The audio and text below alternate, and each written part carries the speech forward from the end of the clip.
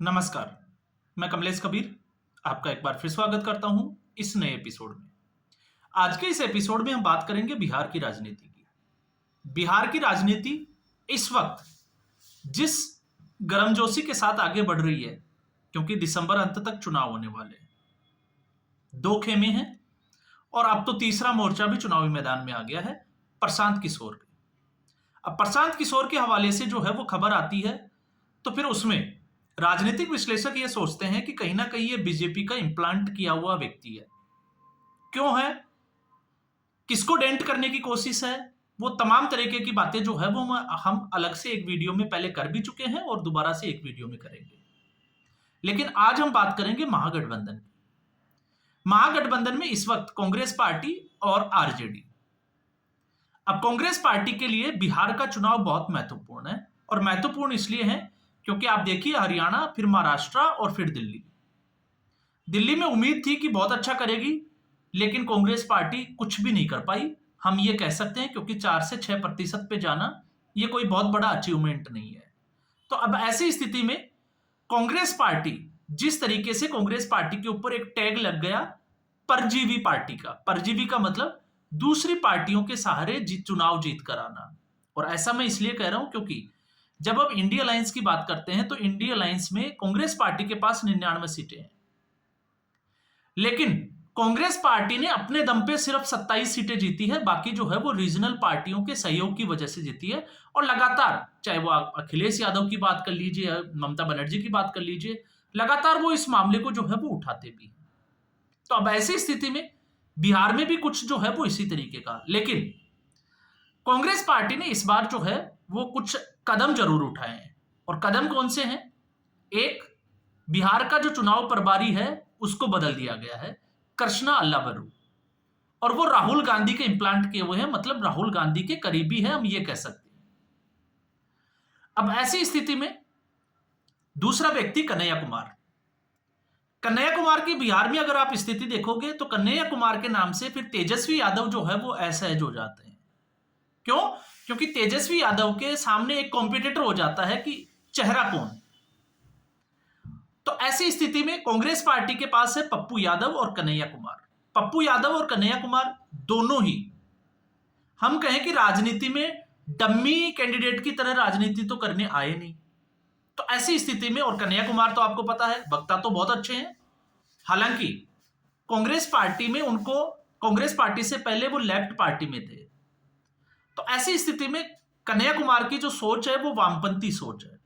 अब आप समझोगे कि इसको कैसे, तो आप देखिए कन्हैया कुमार, और कन्हैया कुमार की तारीफ जो है वो करते हैं जयराम रमेश। तो जयराम रमेश वामपंथी विचारधारा से आते हैं, लेफ्टिस्ट विचारधारा से हैं, और जयराम रमेश जो है वो राहुल गांधी के बिल्कुल नजदीकी है।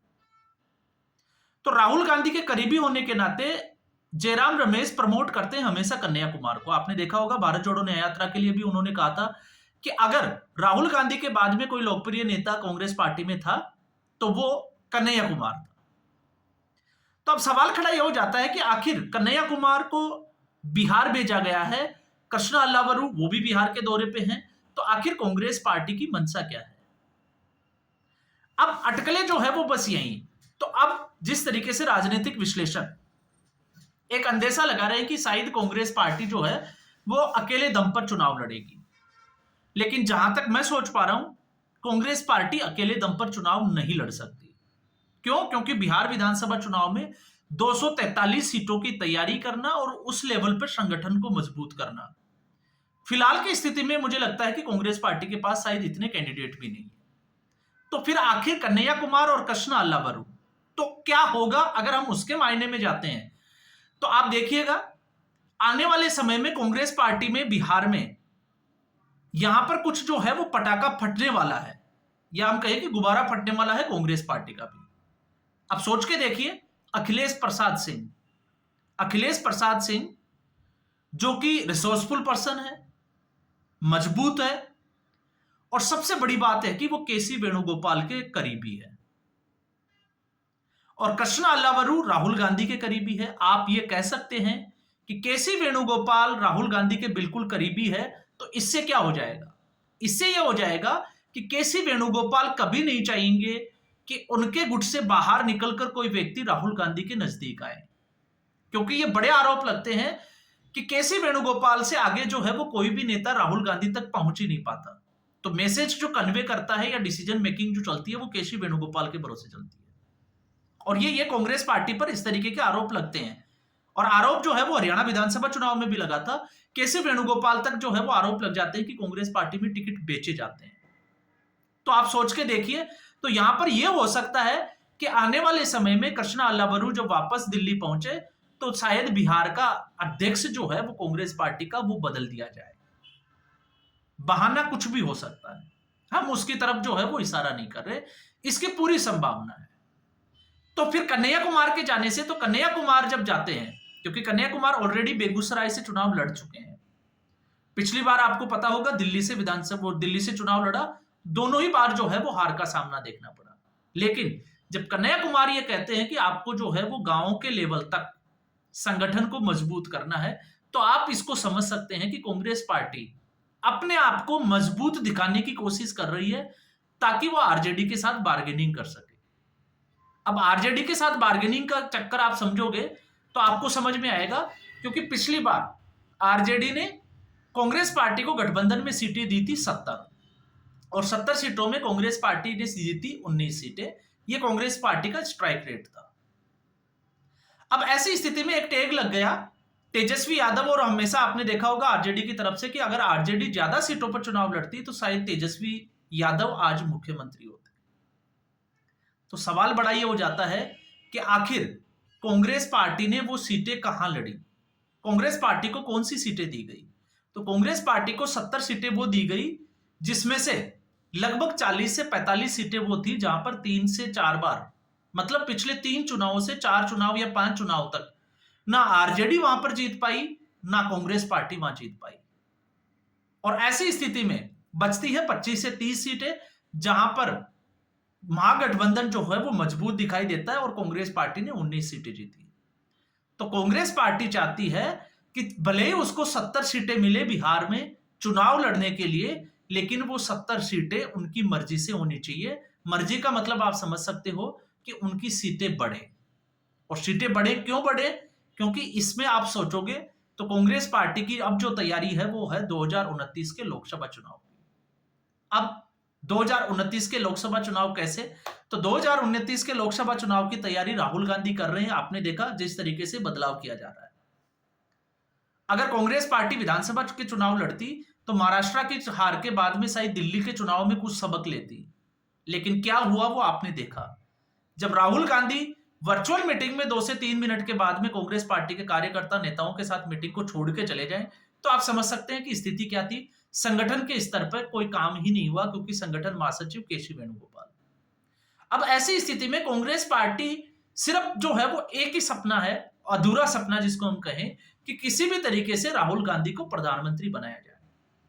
अब राहुल गांधी को प्रधानमंत्री बनाया जाए तो कांग्रेस पार्टी की मजबूरी है कि गठबंधन में रहना है। इसलिए जो अटकलें लग रही है कि शायद आरजेडी से अलग होकर कांग्रेस पार्टी चुनाव लड़ लेगी, तो यह सोचना भी जो है वो हम लोगों की बेवकूफी है। वो किसी भी सूरत में आरजेडी के साथ ही चुनाव लड़ेगी, बस सिर्फ और सिर्फ जो है वो अपनी पोजीशनिंग को मजबूत कर रही है कि किसी भी तरीके से उनको 70 सीटें मिले, लेकिन 70 सीटें वो मिले जिसमें वो जीत हासिल कर सके, अपना स्ट्राइक रेट बढ़ा सके, ताकि लोकसभा चुनाव में जो है वो अपनी दावेदारी पेश कर सके। और राहुल गांधी का सपना जो है वो इसी के आसपास आकर घूमता है। और यही एक वजह है कि विधानसभा चुनाव में कांग्रेस पार्टी को जहां भी जैसी सीटें मिलती है वो चुनाव लड़ने के लिए तैयार हो जाती है। तो यहां पर इस बात को जो है वो समझना जरूरी है। इसके अलावा अगर आप स्टेटमेंट देखोगे तो आपने देखा होगा तारिक अनवर, पहले ही स्टेटमेंट उन्होंने दे दिया था, मैंने एक वीडियो में बात भी की थी। और जब उन्होंने कहा था कि कांग्रेस पार्टी को ये अब स्पष्ट कर देना चाहिए कि वो गठबंधन में चुनाव लड़ना चाहती है या नहीं लड़ना चाहती, तो क्या हुआ? इन बातों को लगभग जो है वो दिल्ली के विधानसभा चुनाव परिणाम के बाद में 1 महीना होने को आ गया। तो ऐसी सूरत में आखिर कांग्रेस पार्टी ने ऐसा कोई स्टेटमेंट दिया, चाहे वो आलाकमान की बात करें या किसी बिहार की राजनीति से जुड़े हुए नेता की, तो इस तरीके का कोई भी जो है वो बयान अभी तक जो है वो सार्वजनिक नहीं हुआ। दूसरे कन्हैया कुमार के साथ आपने देखा संदीप सिंह। अब संदीप सिंह जो है वो प्रियंका गांधी के खास है, और संदीप सिंह का भी बैकग्राउंड, जिस तरीके से कन्हैया का बैकग्राउंड है जेएनयू और साथ में लेफ्टिस्ट विचारधारा, दोनों लेफ्ट से आते हैं, इसलिए इन दोनों को ही जो है वो प्रमोट किया जाता जा रहा है। तो जो मैंने बात बोली थी कि इसमें जो है वो जयराम रमेश का बहुत बड़ा रोल है। अब जयराम रमेश लेफ्टिस्ट है, तो डेफिनेटली आप सोच सकते हैं कि कांग्रेस पार्टी इस वक्त किस मंशा के साथ में चुनावी मैदान में है। तो अब कांग्रेस पार्टी की जो कमान होगी वो होगी पप्पू यादव, कन्हैया कुमार। लेकिन कोई गारंटी नहीं है कि कन्हैया कुमार खुद बिहार का चुनाव लड़े। मुझे नहीं लगता कि कन्हैया कुमार जो है वो बिहार का चुनाव लड़ेगा, क्योंकि राजनीतिक जो समीकरण है वो इसी तरीके के बने हुए हैं। तो ऐसी स्थिति में ये सिर्फ और सिर्फ बार्गेनिंग के लिए किया जा रहा है आरजेडी के साथ। और आप देखिएगा, अभी जो है वो चुनाव प्रभारी बदला गया है कांग्रेस पार्टी की तरफ से, और आने वाले 5 या 10 दिन में आपको एक नया डेवलपमेंट देखने को मिल जाए, 15 दिन में भी, कि यहां पर जो है वो अध्यक्ष भी बदल दिया गया। तो इस बार जो अध्यक्ष आएगा, फिर वो अध्यक्ष जो है वो या तो दलित होगा या और कोई होगा, लेकिन आप मान के चलिए कि वो कहीं ना कहीं राहुल गांधी या कृष्णा अल्लोवरू के खेमे से होगा, क्योंकि अखिलेश प्रसाद सिंह जो है वो बड़े मजबूत रिसोर्सफुल है। तो ये कुछ चीजें जो है वो बिहार की राजनीति में देखने को मिल सकती है। पप्पू यादव पहले से ही सक्रिय है, और फिर ऐसी स्थिति में जब हम एनडीए की बात करते हैं, तो एनडीए में अब कांग्रेस पार्टी को भी पता है कि एनडीए में भारतीय जनता पार्टी कतई नहीं चाहेगी कि नीतीश कुमार की सीटें जो है वो बढ़ के आए। अब आप समझ सकते हैं क्यों क्यों नहीं चाहेगी, क्योंकि अगर नीतीश कुमार की सीटें कम होती है तो फिर महाराष्ट्र वाली एक स्थिति हो सकती है और भारतीय जनता पार्टी अपना सीएम जो है वो बिहार में प्रोजेक्ट कर सकती है। तो ये संभावनाएं जो है, उस संभावनाओं से आप नकार भी नहीं सकते। ये संभावनाएं जो है वो बिहार की राजनीति में बनती हुई दिखाई दे रही है। बाकी दूसरे मुद्दों पे हम पहले भी बात करी थी, और फिर हम जो है वो आने वाले समय में जैसे जैसे राजनीति आगे बढ़ेगी, फिर हम उन मुद्दों पे जो है वो चर्चा जरूर करेंगे, अपना विश्लेषण जरूर रखेंगे। तो आज के एपिसोड में बस इतना ही। उम्मीद करूंगा वीडियो एपिसोड आपको पसंद आया होगा। वीडियो को लाइक करें, शेयर करें, चैनल जरूर सब्सक्राइब करें। धन्यवाद।